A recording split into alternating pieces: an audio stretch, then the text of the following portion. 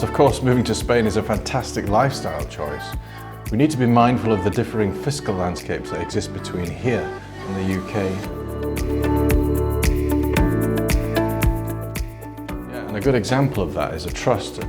Trusts in the UK are used often for inheritance tax mitigation, succession and estate planning, and work very well in that regard. However, they're simply not recognised in Spain.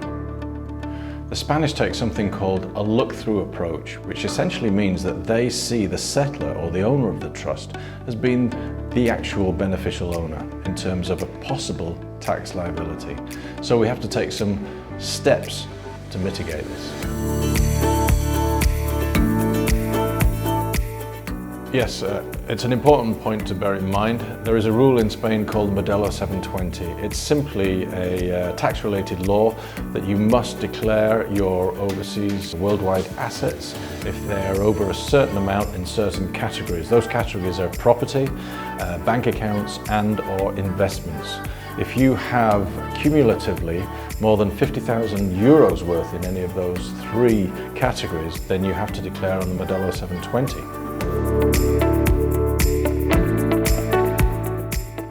If you're used to using a financial advisor in the UK, it's definitely a good thing to continue doing so, but the issues that you might face there, first and foremost, is that the IFA in the UK probably won't have the correct indemnity insurance in place in order for him to give advice to people living overseas. Secondly, with the Brexit issue, he may not be able to passport his license and regulation from the UK into the rest of the EU post-Brexit. We, of course, are already in the EU, we're already giving advice in the EU, and it's already regulated in the correct manner.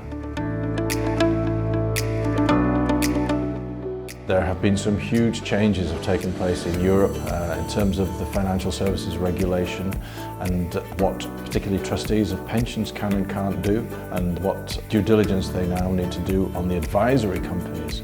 So for example, we're getting a lot of clients now coming to us who we would term as orphan clients because their original advisor simply doesn't have the new licenses required by the EU in order to give investment advice.